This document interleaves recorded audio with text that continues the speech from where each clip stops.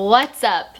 Today's video is going to be my September wrap-up, and I read quite a few books, so let's get right on into this.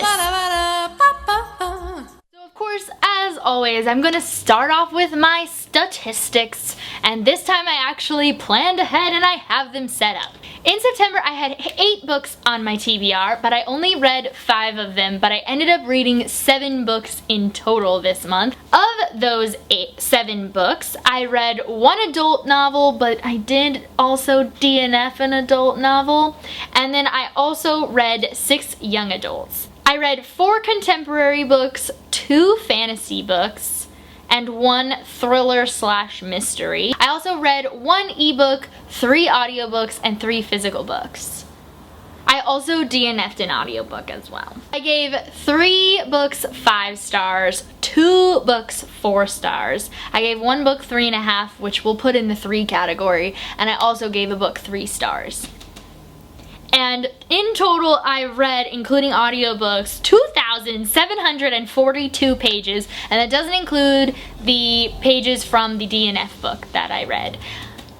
That is a lot of pages. I don't think I've ever included that stat before, but I am so interested in page number in the future, so I definitely want to keep up with that page counting thing that I did this month. Holy crap. Those are all my stats for the month, and now let's get on into it, starting with my 3 stars. The first book that I want to talk about is my 3-star novel, and it was The Kiss Quotient by Helen Huang. I listened to this book on audio. It is an adult contemporary, kind of like new adult, I guess. It's smutty is the point that I'm trying to make, and it gets right off starting with that smut. So if sex in books is not your thing, then I would not recommend this one. I was listening to it on audiobook and like sitting in traffic, and I was just like I hope people can't hear me, but man, it was good. I really enjoyed it. I'm not complaining at all, but about that in particular. Let me first give a synopsis. I'm sorry, I'm moving too fast. I am not used to doing these. We only do it once a month. You think we would have it figured out,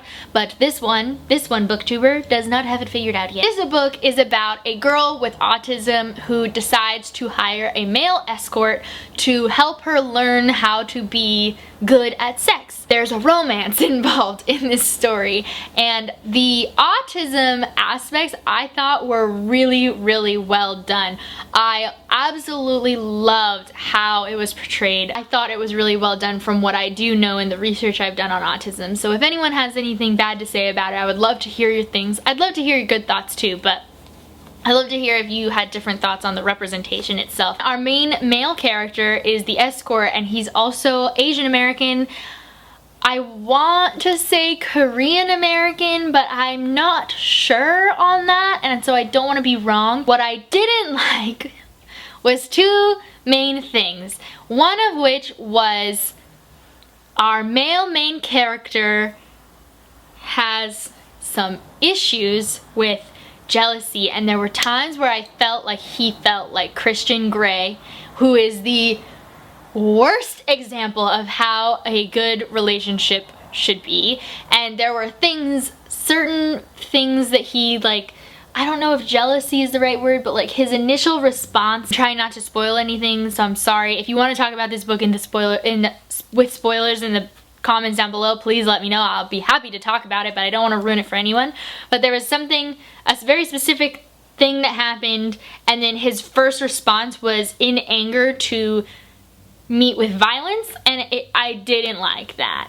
And then the other thing that I didn't like, I will go into, which I did also talk about in one of the vlogs that I was reading this book during Kontinuum, but there's a very steamy makeout session involving touching of nipples and things like that in the hallway of our male main character's family home while his entire family is at home and like making dinner in the kitchen.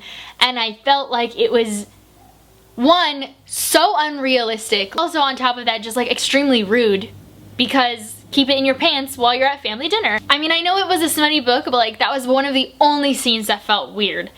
Everything else felt just like sexy times in the right places, and that one wasn't. And so I didn't like that. I still really enjoyed the book, which is why I gave it a 3.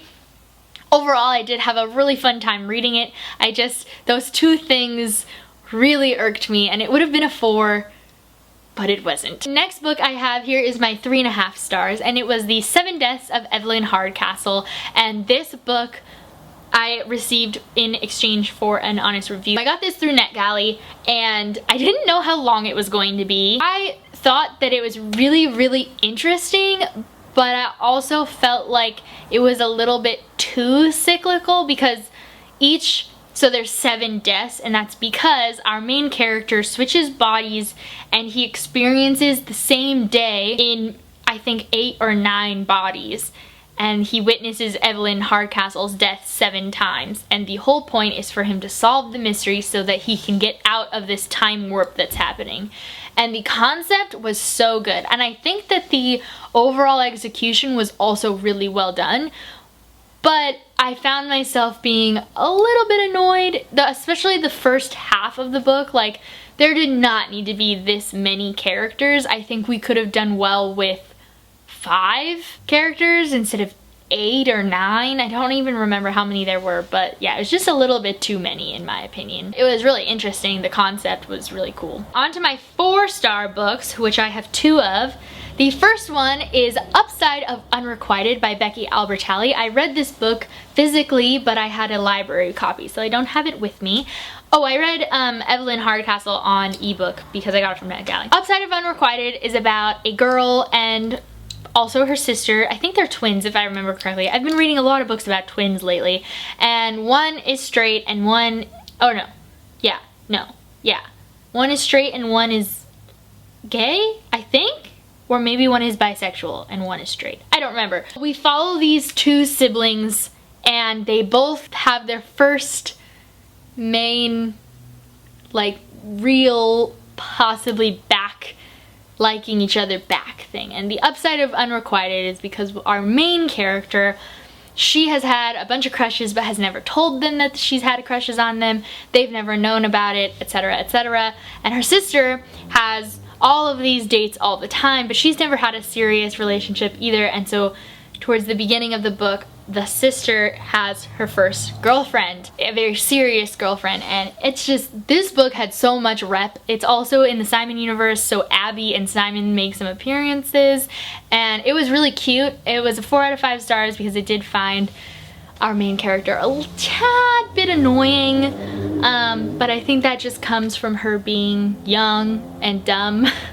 Young and dumb is allowed though. I found some of the problems, like I always do in young adult contemporary, to be very easily fixable if you guys would just talk to each other. If you just would communicate, nothing would be wrong. The next book that I read in the month of September was Heretics Anonymous. I gave this a 4 out of 5 stars as well. This is the Sassy Book Club book of the month, so I believe that this video is going up on the day of the live show, which will be October 13th at 5 p.m. PST, which is 8 p.m. EST, at least for the next few weeks. And yeah, I really liked this book. This book follows a set of characters, one of which is our point of view. And so our main character, our point of view, his name is Michael, and his dad got a new job, and so he's been moved lots of times, and this time he has to go to a Catholic school even though he considers himself an atheist. While being at this school, he finds this group of kids who all have their own different religions or different disagreements with their religion, that they have this private club where they get to complain about all the things that are wrong, either with the school or with like the way that Catholicism is set up sometimes. And I really, really liked this. I didn't think it was amazing as everyone hyped it up to be, but it was a 4 out of 5 stars. I really enjoyed it. I thought some of the conversations about just because you don't believe what I believe doesn't mean that you should be able to shit on me. I thought that whole conversation throughout this book was really, really good. So yeah, 4 out of 5 stars for this one. I have 3 5-star books. The first book is Nevernight by Jay Kristoff. This is the first book in the Nevernight Chronicles, and I'm currently reading God's Grave, which I talked about in my previous video, and I will talk about again during my wrap-up, but this book was great. I listened to it for the first time, and I really, really enjoyed it. It is about a girl named Mia Corvair who grew up very nice and had a cushy life, and then her dad gets convicted of treason and is murdered, and her mom has to go to prison for being like an accomplice or something.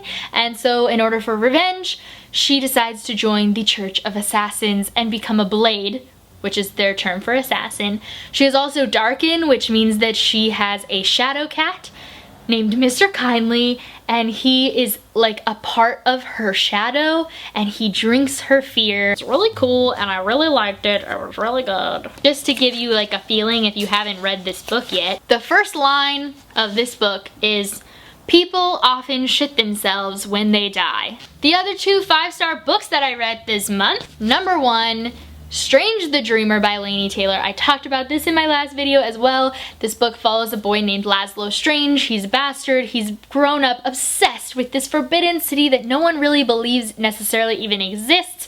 And he used to play pretend and pretend to be the soldiers from this city. And then all of a sudden one day as a kid, he's playing and the memory of the name of the city is taken from his mind along with everyone else's, just like that. And the word weep is replaced by the city's name, or the name is replaced with the word weep. I don't know which way would that go, but he spends the rest of his time trying to figure out where the city's name went and how to get there because he wants to experience it. There is a dual perspective that I can't tell you about because it ruins things, and it's so good. Laini Taylor's writing is fucking amazing. Like, I don't know how many more times I can say the same things, but like, if you haven't read this, I highly recommend give it a try.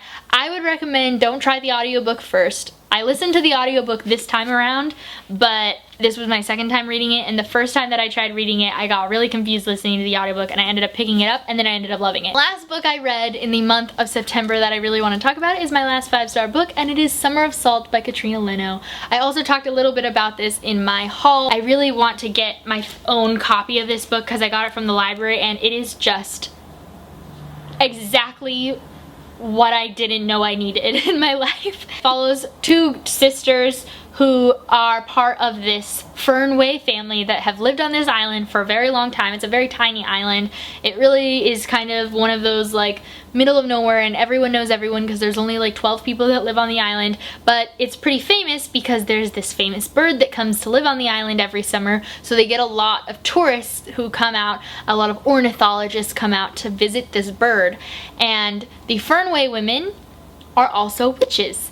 And if these 2 characters, if you didn't know they were based on practical magic throughout the book, the author tells you in the author's note that they were based on the practical magic sisters, and it just, everything about this book while I was reading it, I was just like, I just want to read, I just want to watch practical magic. It's so good, and it's so, there's so much good magic. There's also a trigger warning for sexual assault in this, so if that's not your thing, maybe don't read it, but I highly, highly recommend. There's a lot of good rep in this book too, and perfect for October, so if you haven't read it yet, pick it up now.